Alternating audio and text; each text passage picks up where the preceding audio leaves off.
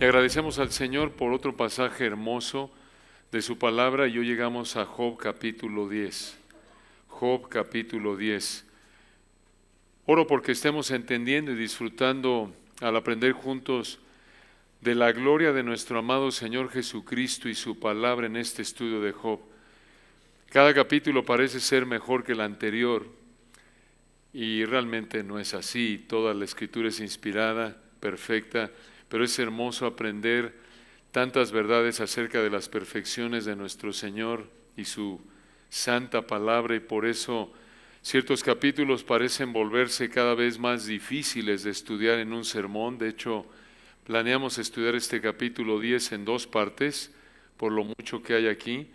Si el Señor quiere, hoy veremos la primera parte de este hermoso capítulo 10 y oramos porque el Señor use este estudio para que nuestro amor hacia nuestro Señor y hacia su palabra crezcan y lo demostremos, como oraba Roger hace un momento, al vivir en más santidad para su gloria.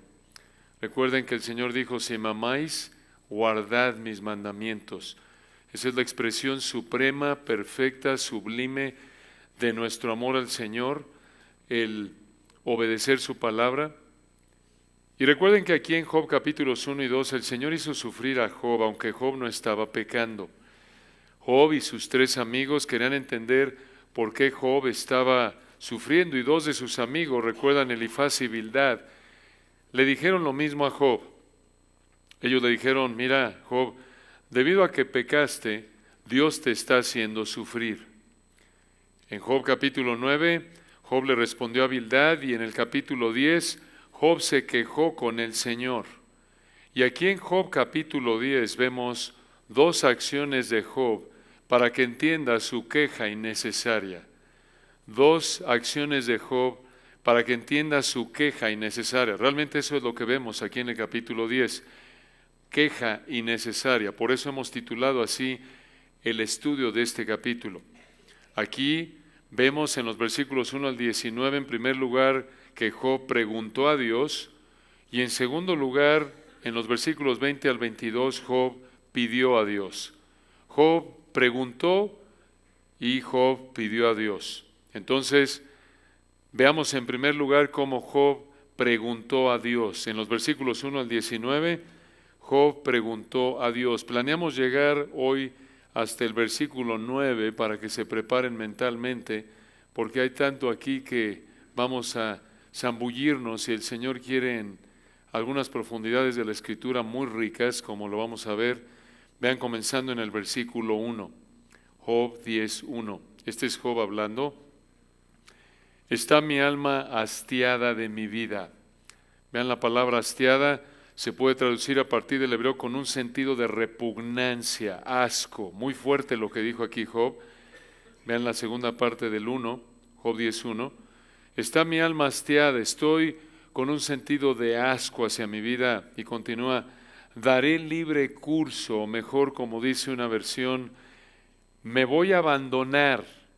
Es la idea mejor del hebreo. Vean el texto en el 1. Daré libre curso, me voy a abandonar a mi queja. Esa palabra define lo que Job hizo aquí en el capítulo 1. Y vean al final del 1, hablaré con amargura de mi alma. En otras palabras, en el versículo 1, Job dijo: mi vida me da asco y voy a hablar sin refreno, me voy a quejar sin refreno en el sufrimiento que vivo. Esto es exactamente lo que hizo Job aquí en el capítulo 10. Véanlo, y la queja fue contra quién. Versículo 2, diré a Dios. Esta es una queja contra Dios. Una queja de Job contra Dios. Versículo 2, diré a Dios: no me condenes. Esta frase, no me condenes, como un autor explicó a partir del hebreo, se puede traducir mejor: no me trates como malo. No me trates como malo. Al final del 2, hazme entender por qué contiendes conmigo. Aquí en el versículo 2, Job quería saber por qué el Señor lo estaba haciendo sufrir.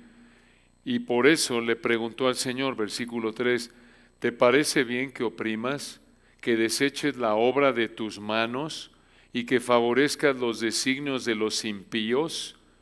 Aquí en el versículo 3 la idea es que Job dijo, Señor, al hacerme sufrir, me estás oprimiendo, me estás desechando, y los malos están contentos porque no sufren como yo, Job.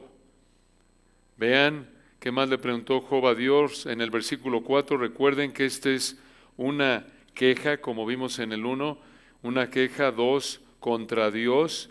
Y vean lo que le preguntó Job a Dios en el versículo 4. Le dijo, ¿tienes tú acaso ojos de carne? ¿Ves tú como ve el hombre? Respuesta a ambas preguntas, no. ¿Por qué? Porque Dios ve el corazón. La idea es que Dios podía ver que Job no había pecado. Y Job, versículo 5, le hizo otra pregunta a Dios en medio de su queja. Véanlo. ¿Son tus días como los días del hombre o tus años como los tiempos humanos? Versículo 6, para quien quieras mi iniquidad y busques mi pecado. Y en el 7, aunque tú sabes que no soy impío y que no hay quien de tu mano me libre. Ahora necesitamos explicar que los versículos 5 al 7 presentan una estructura en hebreo que algunos alumnos que están estudiando hebreo o estudiaron se acordarán. Se le llama un quiasmo. El quiasmo en hebreo es como un sándwich, así lo han explicado algunos. Tenemos prácticamente paralelos, digamos, el pan y en medio está el jamón. El jamón es el centro del quiasmo. Y aquí el énfasis entonces en los versículos 5 al 7 está en el versículo 6. Digamos que el versículo 5 y el 7 reflejan la misma idea, pero el versículo 6 es el núcleo, es el eje de la idea aquí. El énfasis entonces de los versículos 5 al 7 está aquí en el versículo 6. Aquí en el versículo 5 al 7 Job le preguntó a Dios, ¿por qué tú, Señor, estás actuando como un humano al buscar pecado en mí? El centro del quiasmo es el versículo 6, véanlo. Esta es la idea que enfatiza aquí el Espíritu Santo en Job 10, 5 al 7. Esta es la idea, versículo 6. Para quien quieras mi iniquidad y busques mi pecado. La idea es, Señor, ¿por qué estás actuando como un humano al buscar pecado en mí? Y según Job, al actuar como humano, al investigar Dios el pecado de Job, Dios solo veía lo que el hombre mortal ve. Obviamente equivocado Job en esto, pero recuerden, versículo 1, esta es una queja, versículo 2 contra Dios. Y vean en el 7 de nuevo, Job le dijo al Señor, aunque tú sabes que no soy impío y que no hay quien de tu mano me libre. Aquí en el versículo 7 Job dijo, Señor, no tengo a alguien que me rescate. No tengo a alguien, versículo 7 al final, no hay quien de tu mano, escuchen esto, me libre. Aquí Job anhelaba a alguien, escuchen esto, que lo librara del sufrimiento que Dios le había traído a su vida. Job no entendía aún que Job iba a ser librado por Dios mismo. Ese libertador que Job anhelaba en términos temporales aquí, Dios lo traería siglos después para liberar del sufrimiento eterno que Job y todo creyente merecemos debido a nuestro pecado. Esa liberación será en términos temporales y eternos, obviamente espirituales y temporales, en la eternidad. ¿Cómo sabemos eso? Vayan a Gálatas por un momento y otra vez vean parte de la riqueza, la gloria del libro de Job y el resto de la Escritura y por lo tanto de nuestro Señor. Gálatas 1, 3 al 5, recuerden que en Job vemos verdades que fueron reveladas inicialmente y luego expandidas en el resto de la Escritura. Recuerden porque Job fue el primer libro escrito de los 66 libros de la colección que conocemos como la Biblia. Gálatas 1, vean por favor aquí ese libertador que Job anhelaba en Job 17. Aquí está, Gálatas 1, 3, hermoso. Aquí dice, Gálatas 1, 3, Pablo escribiéndole a los Gálatas, gracia y paz sean a vosotros de Dios el Padre y de nuestro Señor Jesucristo, versículo 4, escuchen esto, el cual se dio a sí mismo por nuestros pecados para, aquí está palabra clave, librarnos del presente siglo malo, conforme a la voluntad de nuestro Dios y Padre, a quien sea la gloria por los siglos de los siglos. Amén. En otras palabras, Gálatas 1:4 presenta que ese libertador que Job anhelaba en Job 10:7 es Gálatas 1:3 y 4, nuestro Señor Jesucristo, y Él nos libró de este mundo. A eso se refiere la frase, el presente siglo malo.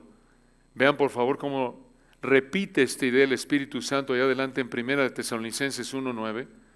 Primera de Tesalonicenses 1:9. Vean de nuevo por favor que lo que Job anheló en Job 10:7, ese anhelo porque alguien lo librara, el Señor respondió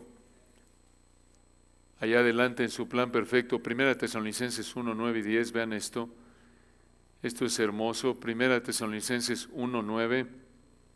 Pablo le dijo a los tesalonicenses en el 1:9, porque ellos mismos cuentan de nosotros la manera en que nos recibisteis y cómo, escuchen esto, os convertisteis de los ídolos a Dios para servir al Dios vivo y verdadero. Esto es arrepentimiento genuino. Versículo 10. Y esperar de los cielos a su Hijo, el cual resucitó, o al cual resucitó de los muertos, a Jesús, quien nos libra de la ira venidera. Vean qué gran verdad. Solo el Señor Jesús nos puede librar de su ira eterna. A eso se refiere la frase ira venidera. Se refiere a la ira de Dios en el lago de fuego eterno.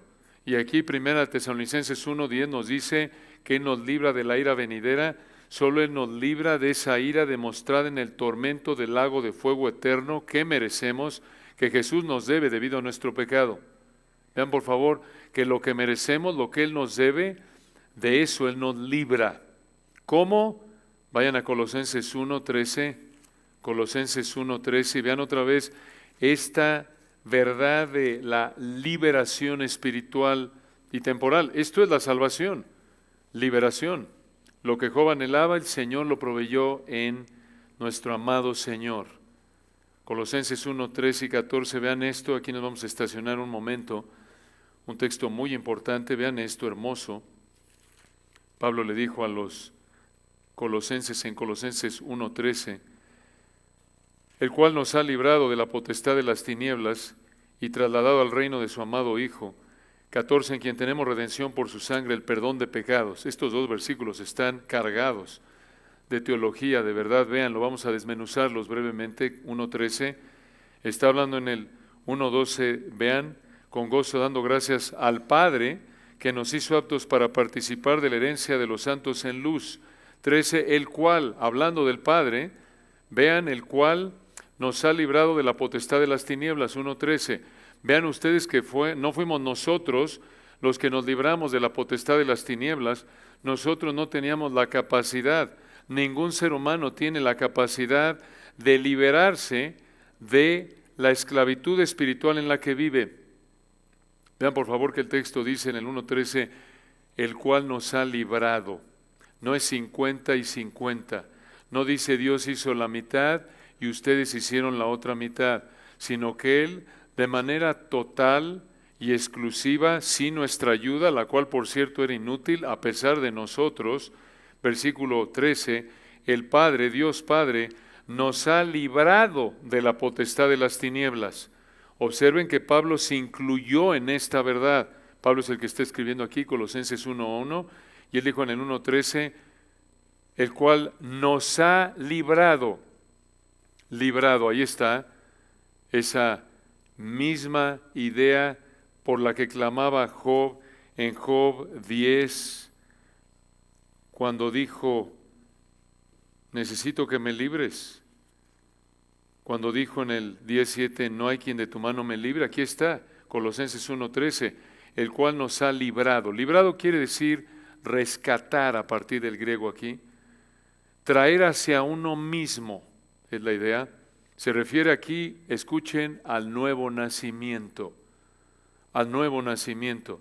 En otras palabras, Dios nos rescató del reino de Satanás, nos trajo a Él ¿Por qué decimos que nos rescató del reino de Satanás? Nos libró de ahí, porque vean el texto de nuevo en el 1:13, el cual nos ha librado de la potestad de las tinieblas.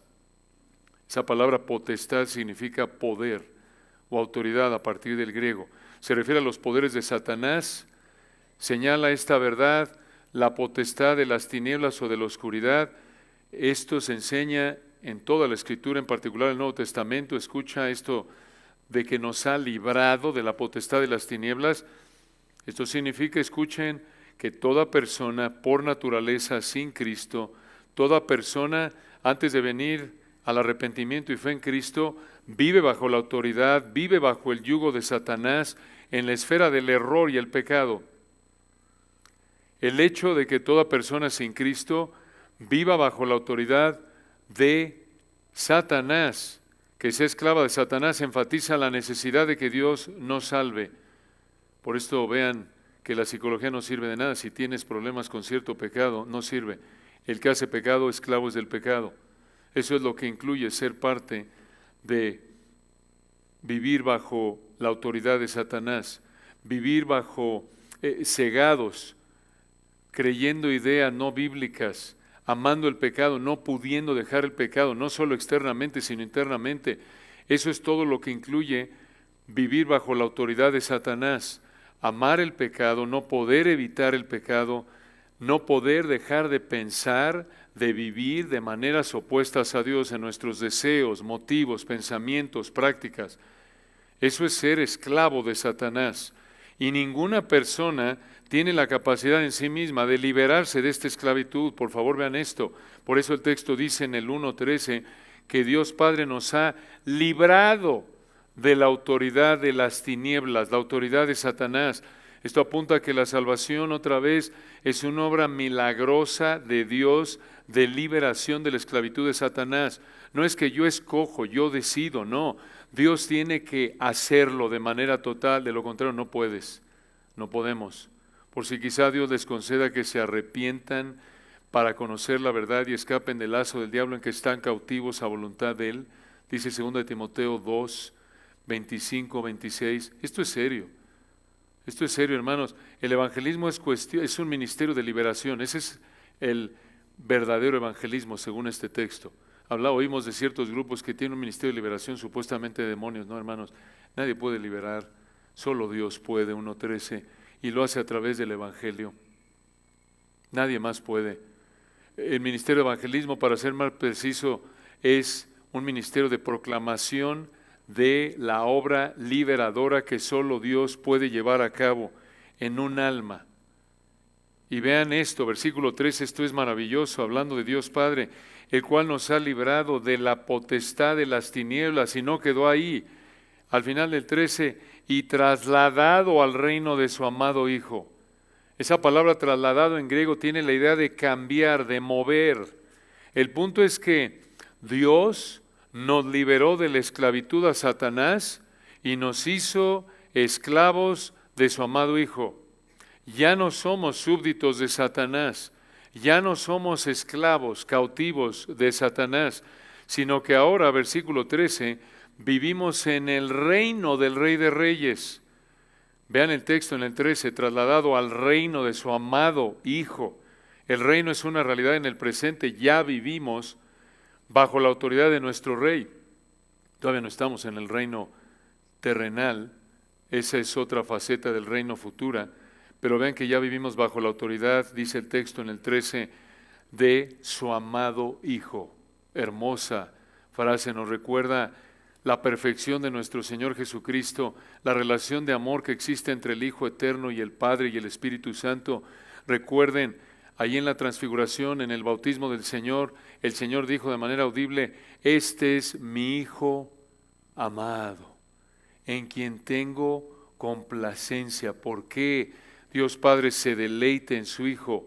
Porque el Hijo es perfecto como Él lo ama. Hermoso.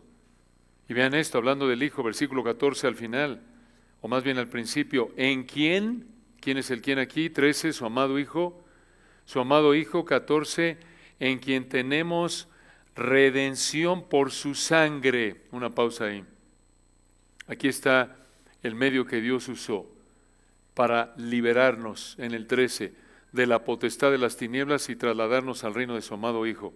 El medio, la base, la manera, versículo 14, redención por su sangre. ¿Qué es redención? Significa a partir del griego liberar mediante el mediante el pago de un rescate. Liberar mediante el pago de un rescate. Otra vez, vean la idea de liberar, lo que anhelaba Job. Ahí en Job 10:7, no hay quien de tu mano me libre. No en ese momento, Job, no tenías tú, Job, Génesis, no tenías Colosenses, pero el Señor ya tenía planeado desde la eternidad pasada, antes de la creación, que sí, iba a haber alguien que librara a Job. Dios mismo iba a librar a Job de la ira de Dios que Job merecía por su pecado. Y lo iba a hacer, versículo 14, a través del Hijo, el Hijo eterno. De nuevo, vean Colosenses 1:14, en quien tenemos redención. Otra vez, la palabra redención significa liberar mediante el pago de un rescate. Liberar, ahí está otra vez la idea.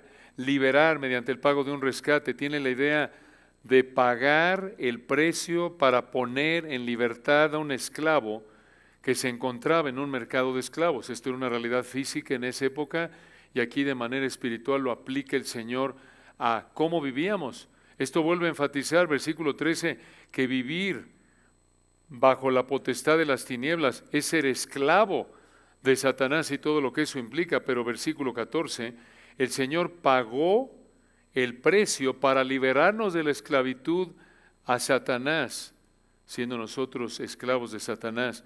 Y el precio fue, versículo 14, su sangre. ¿Qué es su sangre? Se refiere a la muerte de Cristo. Muerte violenta, no se refiere al líquido, se refiere a muerte violenta. A eso apuntaban los sacrificios en el Antiguo Testamento. Tenían que matar esos animales en el sistema bajo el antiguo pacto de manera violenta. Era algo violento, esa es la idea. Así fue apuntando a la cruz. Fue violento, no es el líquido, se refiere a una muerte violenta. Y la idea aquí en el 14, véanlo de nuevo, en quien tenemos redención por su sangre, se refiere a que a través de la muerte de Cristo, el Señor pagó el precio de la redención de todo creyente. Este pago fue hecho a Dios, no a Satanás. Este fue un pago hecho a Dios para que la justicia de Dios fuera satisfecha. Y por eso vean al final del 14, dicen quien tenemos redención por su sangre, el perdón de pecados. Esto es hermoso. Perdón de pecados significa borrar la deuda incurrida por el pecado. Borrar la deuda incurrida por el pecado. En otras palabras, el enojo de Dios es hecho a un lado.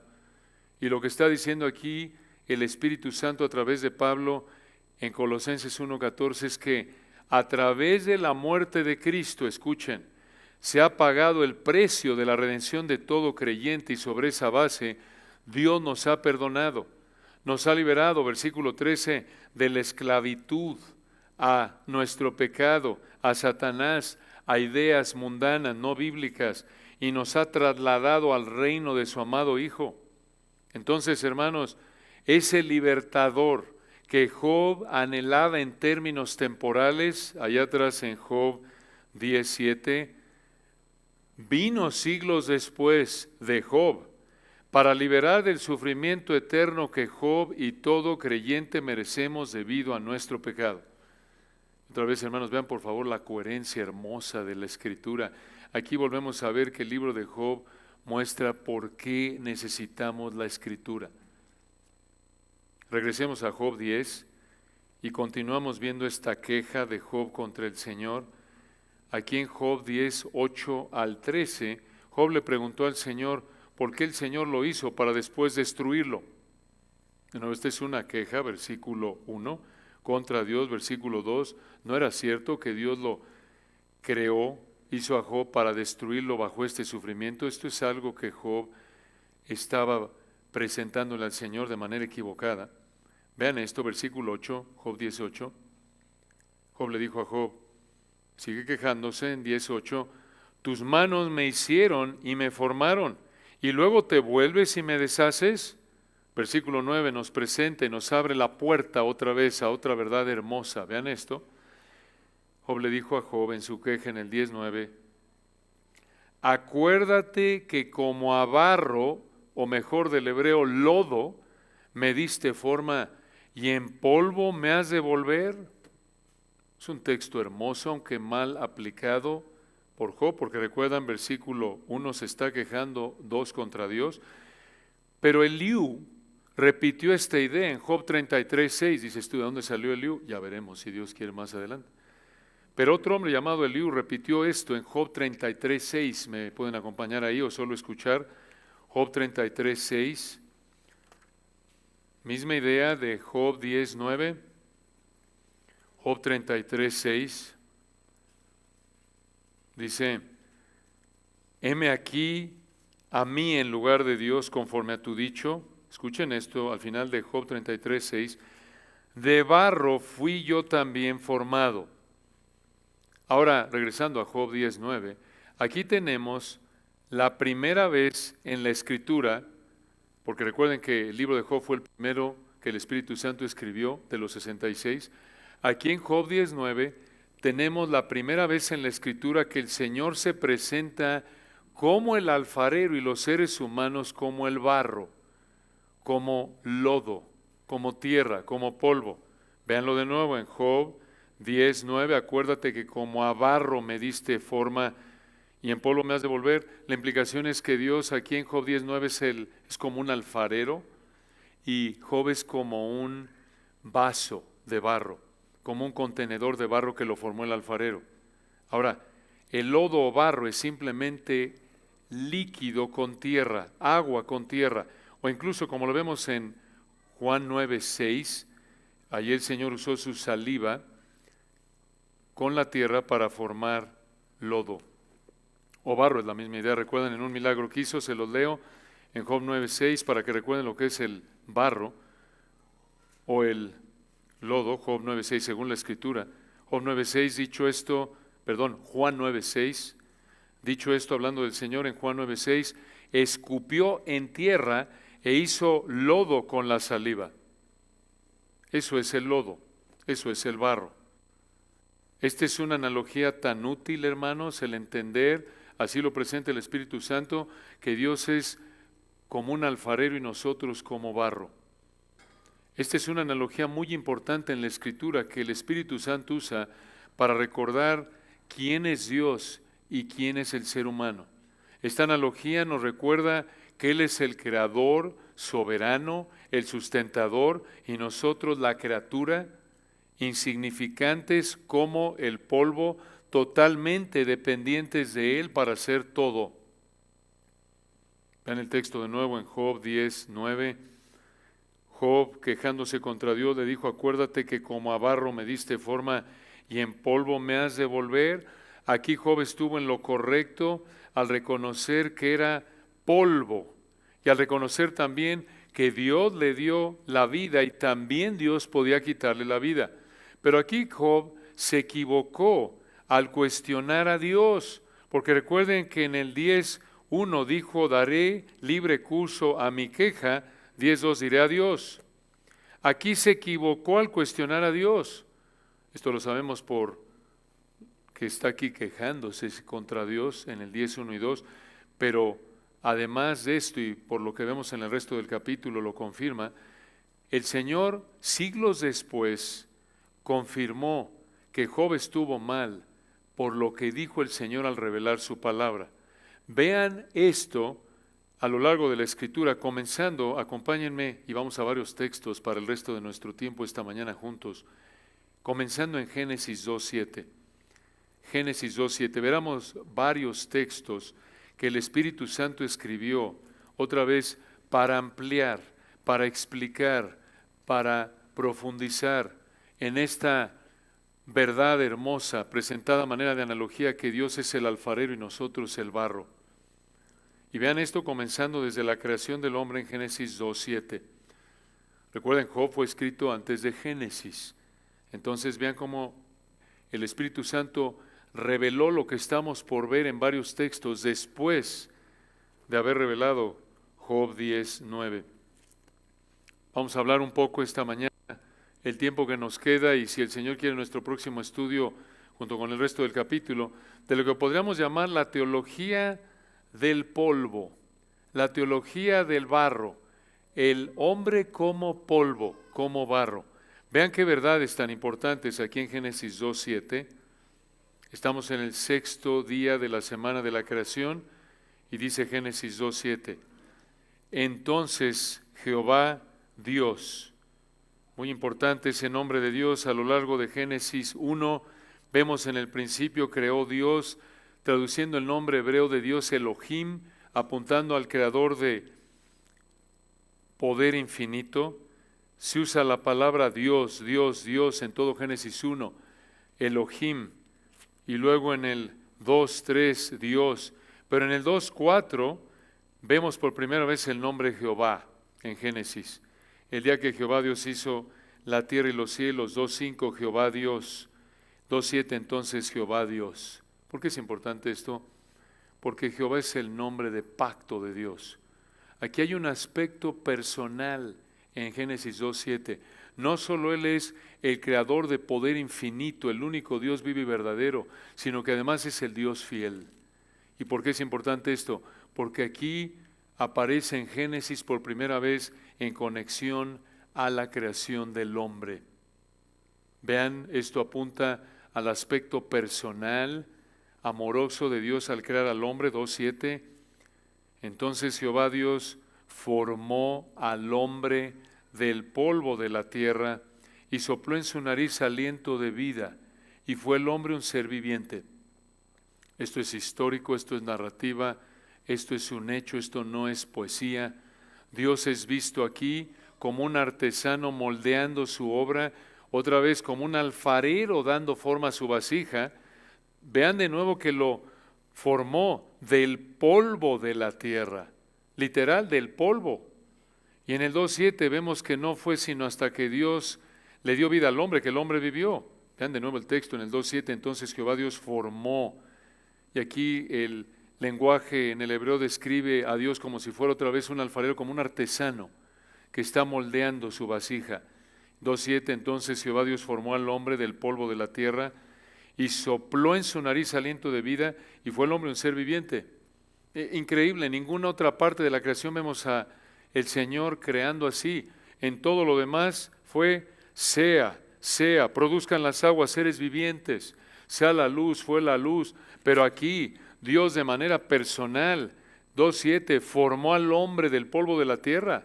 ¿Por qué? Él es la corona de la creación. Él es el único de toda la creación que fue creado. Recuerdan, allá atrás en el 1:27, a imagen de Dios. Vean por favor el poder de Dios, el amor de Dios al formar al hombre del polvo. Le dio vida. Y allá adelante vean en el 3:19 cómo Dios reitera que el hombre es polvo. Avanza en un capítulo. Génesis 3:19, recuerdan, después de que Adán y Eva pecaron, Dios le recordó a Adán de dónde Dios había formado el cuerpo de Adán. En Génesis 3:19, con el sudor de tu rostro comerás el pan, le dijo Dios a Adán después de que pecó. 3:19, con el sudor de tu rostro comerás el pan hasta que vuelvas, ¿a dónde? A la tierra, porque de ella fuiste tomado. Génesis 2:7, pues polvo eres y al polvo volverás. Hermanos, no es coincidencia que cuando morimos físicamente, aun si no nos incineraran, el cuerpo no fuera incinerado, ¿qué pasa con el paso del tiempo al cuerpo? ¿Se convierte en qué? Polvo. Polvo.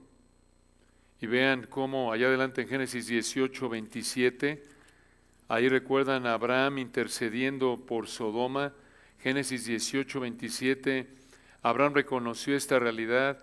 Esto reflejó su humildad cuando ahí, orando al Señor, en Génesis 18:27, Abraham replicó y dijo, he aquí ahora que he comenzado a hablar a mi Señor, aunque soy polvo y ceniza. Abraham conocía, sabía esta verdad de que Dios formó a Adán del polvo. Y vean ustedes que aún después de la caída, Génesis 18:27, reconoció Abraham, que él era polvo, nos recuerda que todo ser humano después de Adán, después de la caída, igual que Abraham, igual que Adán, somos polvo. Polvo somos, al polvo volveremos. Esta verdad debe humillarnos, recordándonos lo insignificantes y frágiles que somos. Y también debe motivarnos a adorar al Señor con gratitud porque dependemos de Él para todo. Como un vaso de barro depende de todo del alfarero. Porque recuerden, barro, ¿cómo pasamos de polvo al barro? Con agua nada más. Le añades polvo, le añades agua al polvo o a la arcilla y se vuelve lodo, se vuelve algo con lo que puedes trabajar, lo forma el alfarero y se seca y termina siendo un vaso de barro. Eso es el barro. El barro es polvo, le añades agua, lo forma el alfarero, se seca y ahí está. Sigue siendo polvo con agua seco. Eso somos. Esto nos motiva también a agradecerle por su amor al darnos todo lo que necesitamos para hacer lo que Él quiere que hagamos. Y vean por favor esto, vayan al Salmo 103, versículos 13 y 14. Otra vez seguimos viendo cómo el Señor expandió lo que vemos en Job. Salmo 103, versículos 13 y 14, siglos después de Job, de Génesis, vemos más acerca de la teología del polvo. Ahí en el Salmo 103, recuerdan, David está bendiciendo a Dios por cuántas bendiciones le ha dado el Señor a David, y esta es una de ellas, Salmo 103, 13. Como el Padre se compadece de los hijos, se compadece Jehová de los que le temen. Razón 14. Porque Él conoce nuestra condición, se acuerda de que somos polvo. Qué verdad. Hermanos, vean por favor esto. Vean la compasión del Señor, que podamos estar vivos, tener vida, aliento y todas las cosas, alimento, incluso la gente que no es salva. Esto refleja la compasión de Dios, porque Él conoce nuestra condición, se acuerda de que somos polvo. Esto nos recuerda, por favor, y esto lo vemos reflejado ahí en Colosenses y en otros textos, que nos tenemos que vestir como escogidos de Dios, Colosenses 3:12, santos llamados de entrañable misericordia. Escucha, entre más te pareces a Cristo, más compasivo serás hacia las limitaciones físicas del ser humano. Entre más te parezcas a Dios, vas a reflejar más el Salmo 103, 13 y 14. Vas a recordar que el ser humano, igual que tú, igual que otros, son polvo. Esto, hermanos, nos debe ayudar, a maridos, esto nos debe ayudar.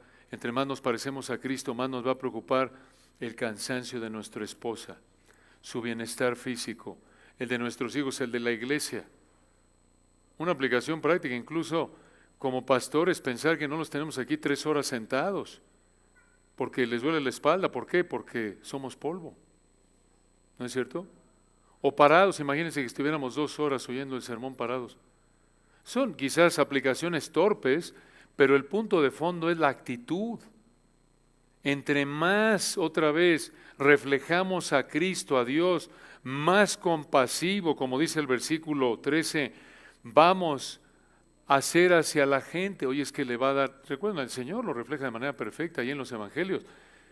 Él, ¿por qué alimentó a las multitudes ahí en los evangelios? Tenía compasión de ellas, no habían comido. Qué verdad tan hermosa. Eso es el Salmo 103, 13 y 14. Pero lo vemos, cuando yo estoy actuando de manera egoísta, no compasiva hacia mi esposa y tengo hambre y yo pienso pues, que se aguante hasta que lleguemos allá porque no quiero el tráfico. ¿Refleja eso compasión en mí? No. Oye, es que quiero ir al baño. Pues te aguantas, mi reina, porque quiero llegar, estoy cansado. ¿Refleja eso compasión en mí? Son implicaciones prácticas, pero somos polvo. Somos polvo.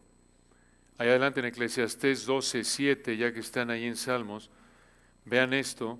Seguimos hablando de la teología del polvo. Salmos, Proverbios, Eclesiastés 12:7. Aquí vemos el proceso invertido de Génesis 12:7. de Génesis 2:7. Vean ustedes lo que dice Eclesiastés 12:7. Aquí describió el deterioro físico que viene por la vejez y concluye así este pasaje en Eclesiastés 12:7. Y el polvo vuelva a la tierra como era, y el espíritu vuelva a Dios que lo dio. Esto es lo opuesto de Génesis 2:7. 2:7, Jehová Dios formó al hombre de la tierra y ¿qué pasó?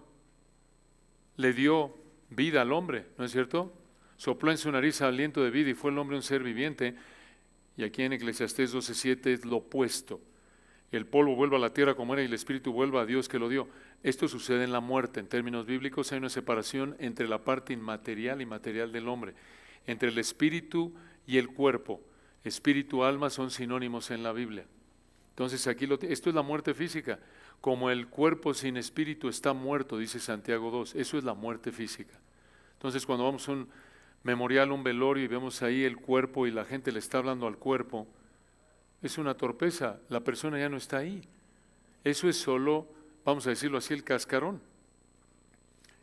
Versículo 7 de Eclesiastés 12, el espíritu vuelve a Dios que lo dio, en términos generales. Si murió sin Cristo, de inmediato al infierno.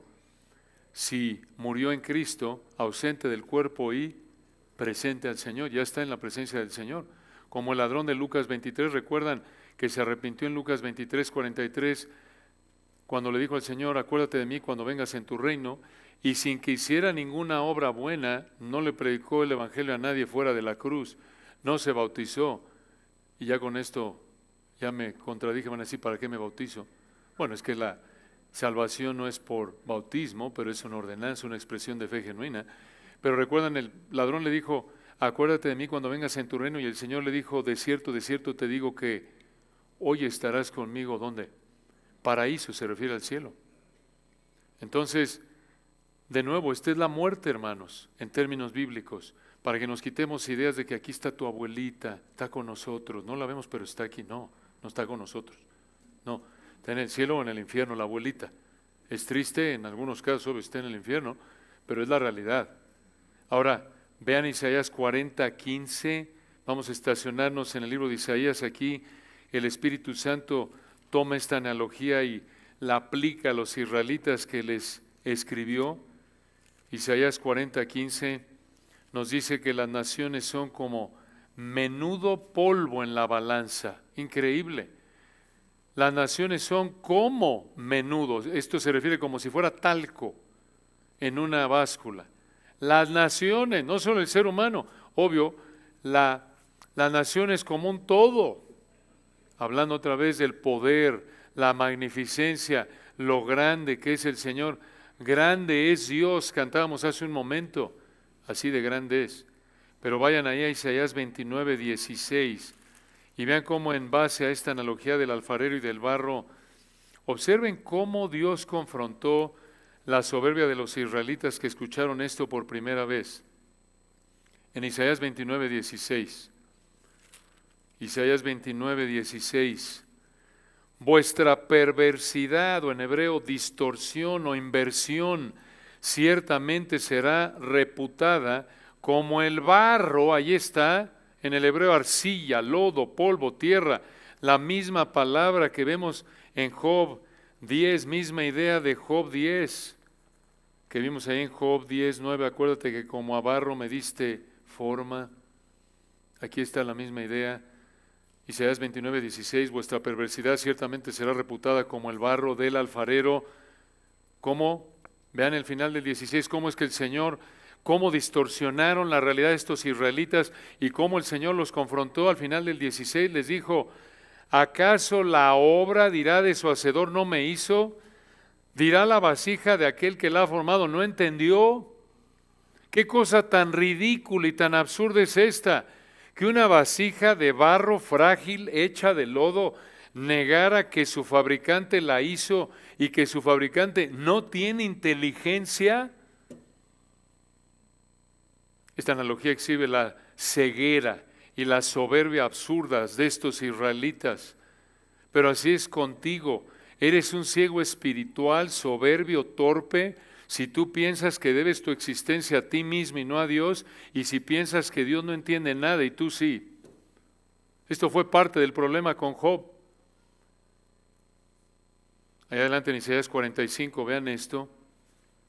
Isaías 45 es un mensaje de consuelo para Israel.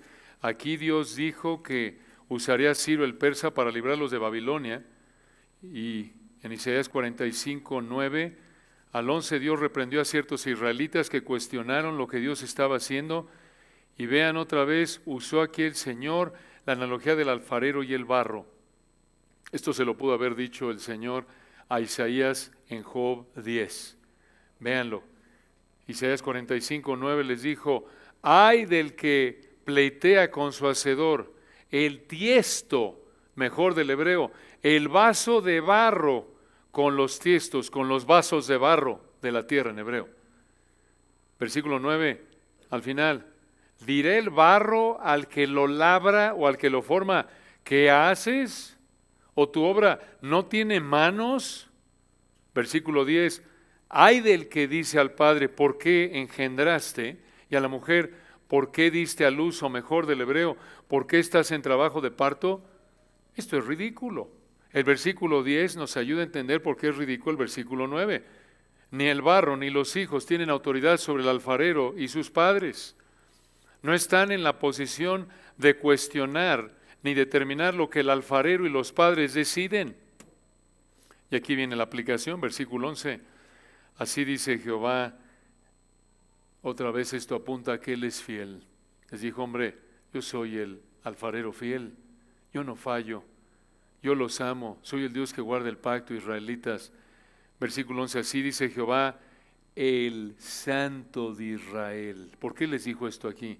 Porque esto les recordaba que Dios estaba apartado en este mundo de pecado. Él no peca, Él no se equivoca. Es imposible que el alfarero, versículo 9, cometiera un error. Y versículo 11, y su formador, muy importante, esto apunta a que está en el mismo lugar del alfarero del versículo 9. Vean por favor que esto apunta a que Él tiene el poder de crear y controlar, y por eso les dijo al final del 11, vean: preguntadme de las cosas por venir, esto es del futuro. Mandadme acerca de mis hijos y acerca de las obras de mis manos. La idea es que Israel era como el vaso de barro formado por Dios, como el hijo de un padre, como el hijo de una madre. Israel no podía cuestionar este plan de Dios de usar a Babilonia para juzgarlos, usar a Ciro para liberarlos, como dice el principio del capítulo 45. Esto apunta a que es probable que estos israelitas no estuvieron contentos con la idea de ser afligidos por Babilonia y ser liberados por Ciro. Pero al igual que Israel, hermanos, como seres humanos, no estamos en la posición de cuestionar lo que Dios trae a nuestra vida, sino de someternos a lo que Dios trae a nuestra vida. Y vean Isaías 64, terminamos con este por hoy. Isaías 64. Aquí Isaías está clamando a Dios, está confesando su pecado. Y aquí, en el versículo 6, Isaías confiesa el pecado de los israelitas usando 4 comparaciones. Aquí tiene uno de los versículos mejor conocidos de Isaías. Isaías 64, versículo 4. Isaías confesó el pecado de los israelitas de su época usando 4 comparaciones. Cada una de estas es presentada por la palabra como. Primera comparación, versículo 6. Si bien todos nosotros somos como suciedad. Una pausa ahí. Vean el texto otra vez en el 6. Si bien todos nosotros somos. Aunque aquí Isaías estaba confesando el pecado de todos los israelitas de su época, y vean su humildad, él era el hombre más fiel de la época ahí. Pero vean versículo 6. Si bien todos nosotros somos, aunque incluía ahí a los israelitas de su época, ese todos nosotros del versículo 6 se puede aplicar a todo ser humano después de Génesis 3, excepto el Dios hombre, el Señor Jesucristo, el Santo de Israel. Pero el pecado afecta a todo ser humano, a cada uno de nosotros. Versículo 6, todos nosotros. Por eso el Señor afirma la universalidad del pecado. Recuerden en Romanos 3, 10 al 18, no hay justo ni aun uno, no hay quien entienda, no hay quien busque a Dios. Todos a una se desviaron, todos se hicieron inútiles. Y aquí viene otra vez esta primera comparación de confesión, versículo 6, véanlo. Si bien todos nosotros somos como suciedad, mejor como lo dice una versión, como uno que es inmundo, esto es inaceptable para Dios. Y continúa el texto, y todas nuestras justicias, ¿qué es esto? Todas nuestras expresiones de obediencia a Dios, nuestra moralidad. Y aquí viene una comparación incómoda de escuchar, pero es lo que dice el texto. Lo mejor que esos israelitas, esas justicias, lo mejor que puede hacer el ser humano en su mejor condición espiritual moral, puede hacer a los ojos de Dios. Versículo 6, segunda comparación para confesar el pecado. Vean el texto en el 6, todas nuestras justicias, todas nuestras demostraciones de rectitud moral son como trapo de inmundicia. Como lo dice una versión mejor, como prenda sucia, prenda de periodo mensual. Desde el punto de vista físico, de salud, de higiene, claro que esto es despreciable. Se refiere a una prenda de ropa manchada por el ciclo de menstruación de una mujer, pero en el contexto de Isaías, bajo la ley mosaica, referirse a esa ropa con esas manchas ilustraba suciedad espiritual, como lo vemos en Levítico 16, 24 al 29. ¿Por qué hablar tan fuerte? Porque esto ilustra la condición espiritual de estos israelitas y de todo ser humano. Esta es una ilustración que presenta, escuchen, la realidad detestable de lo que es el pecado. Así como oír esto nos causa asco y hasta incomodidad, esto es lo que Dios piensa de los esfuerzos religiosos del ser humano esclavo al pecado. Todas nuestras justicias son como trapo de inmundicia. Lo mejor que podamos hacer externamente, moralmente hablando, como esclavos al pecado, lo mejor que el ser humano puede ofrecerle a Dios en términos morales, es algo sucio y despreciable a sus ojos. ¿Por qué? Porque como humanos somos pecadores y lo mejor que le podemos ofrecer a Dios siempre está manchado por nuestro pecado. Y su estándar, que es perfecto, no acepta nada menos que perfección. Vean el final del versículo 6, tercera comparación, que confiesa el pecado de los israelitas, y caímos o nos secamos todos nosotros como la hoja. Esto ilustra a gente bajo juicio. Lo vemos en otros pasajes de israelitas. Así estaban estos israelitas, así es como está el mundo sin Cristo, bajo el juicio temporal de Dios, Romanos 1, y si mueren en esa condición estarán bajo el juicio eterno de Dios. Y versículo 6, última comparación, nuestras maldades, o en el mejor como lo dice una versión, iniquidades, nos llevaron como viento. La idea es como una hoja seca es impotente ante el viento, así termina el pecador ante el juicio que merece de la mano del Señor. Y vean versículo 7 en conclusión, confesando el pecado de Israel, versículo 7, nadie, observen la totalidad de esto, nadie hay que invoque tu nombre, que se despierte para apoyarse o aferrarse en ti, por lo cual escondiste de nosotros tu rostro y nos dejaste marchitar en poder de nuestras maldades. La idea es que estos israelitas no tenían poder para resistir el pecado, como un autor dijo. Y vean, habiendo dicho esto, versículo 8, y terminamos con esto, aquí viene el barro. Ahora pues, muy importante esto, versículo 8, véanlo. Habiendo reconocido su pecado, versículos 6 y 7, Isaías dijo, versículo 8, ahora pues Jehová, tú eres nuestro Padre. Nosotros barro, y tú el que nos formaste, así que obra de tus manos somos todos nosotros.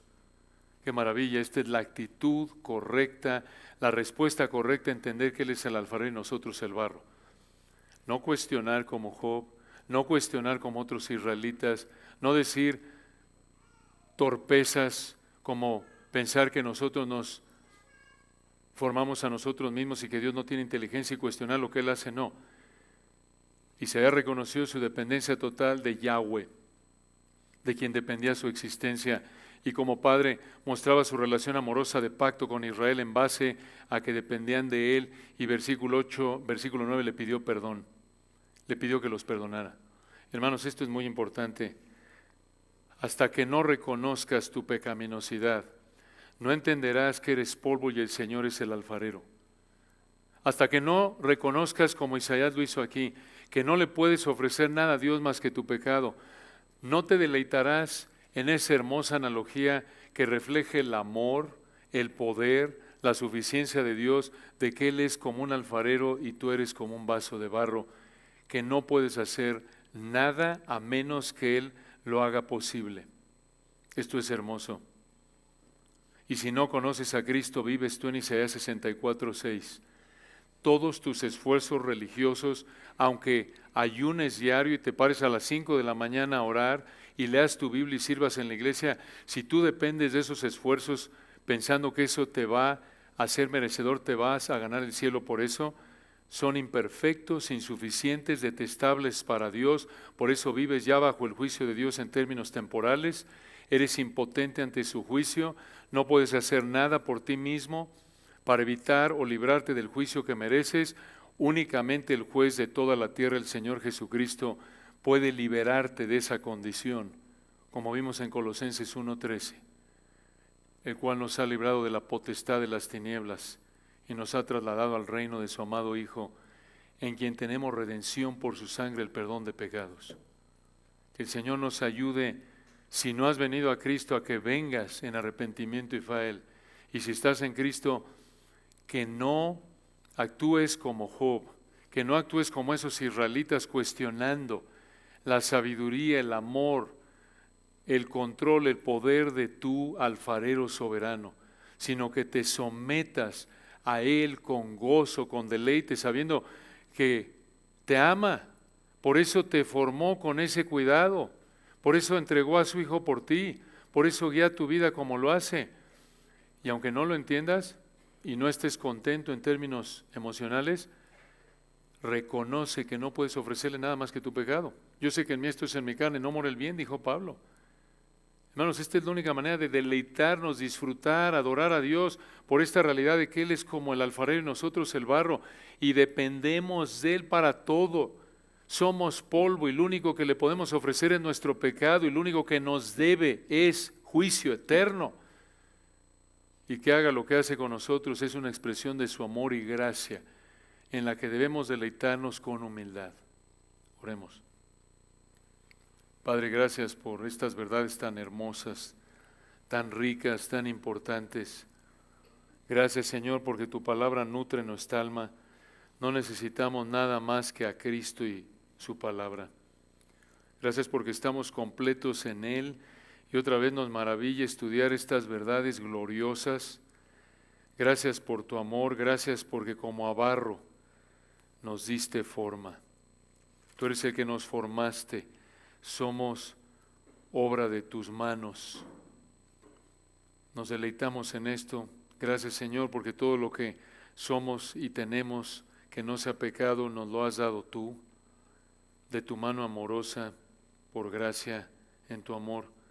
Que correspondamos este amor en humildad, no pensando que hay algo en nosotros, que venga de nosotros, que no olvidemos que lo único que viene de nosotros es nuestro pecado.